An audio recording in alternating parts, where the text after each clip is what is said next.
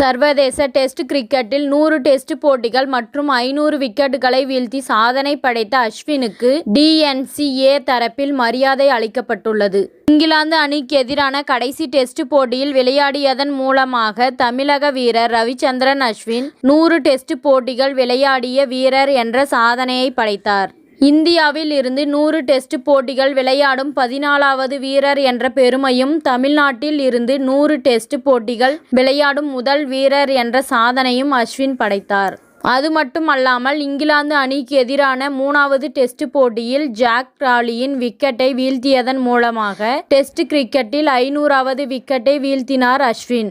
இதன் மூலமாக அனில் கும்ப்ளேவிற்கு பின் 500 விக்கெட்டுகளை வீழ்த்திய இந்திய வீரர் என்ற சாதனையை அஸ்வின் படைத்தார். ஸ்ரீகாந்த், முரளி விஜய், தினேஷ் கார்த்திக், சடகோபன் ரமேஷ், பாலாஜி என்று தமிழ்நாட்டில் இருந்து ஏராளமான வீரர் இந்திய அணிக்காக டெஸ்ட் போட்டிகளில் விளையாடி இருந்தாலும் அஸ்வின் ஏற்படுத்திய தாக்கத்தை எந்த வீரரும் ஏற்படுத்தியதில்லை. இதனால் அஸ்வின் சாதனையை பாராட்டும் வகையில் தமிழ்நாடு கிரிக்கெட் சங்கம் சார்பாக அஸ்வின் மற்றும் அவரது குடும்பத்தினர் கௌரவிக்கப்பட்டுள்ளனர். DNCA சார்பாக 500 விக்கெட்டுகளை வீழ்த்தியதை பாராட்டும் வகையில் 500 தங்க காசுகள் மூலம் 500 என்று எழுதப்பட்டு அஸ்வினுக்கு பரிசளிக்கப்பட்டுள்ளது. அதேபோல் 100 டெஸ்ட் போட்டிகள் விளையாடியதை பாராட்டும் வகையில் ரூபாய் 1 கோடி பரிசு அளிக்கப்பட்டுள்ளது. இந்த விழாவில் ரவிச்சந்திரன் அஸ்வின், அவர் மனைவி பிரீத்தி, 2 மகள்கள் கலந்து கொண்டு பரிசினை பெற்றுக்கொண்டனர்.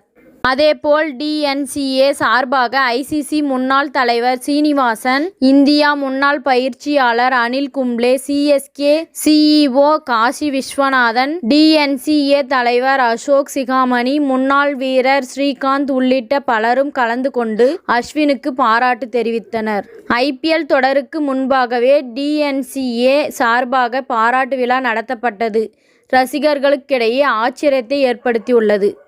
இத்துடன் இந்த செய்தி முடிவடைகின்றது. நன்றி, வணக்கம். மீண்டும் அடுத்த வீடியோவில் சந்திப்போம். மேலும் இது போன்ற சுவாரஸ்யமான தகவல்களை அறிய தமிழ் சிறை சேனலை சப்ஸ்கிரைப் பண்ணுங்க, ஷேர் பண்ணுங்க, லைக் பண்ணுங்க மற்றும் கமெண்ட் பண்ணுங்க.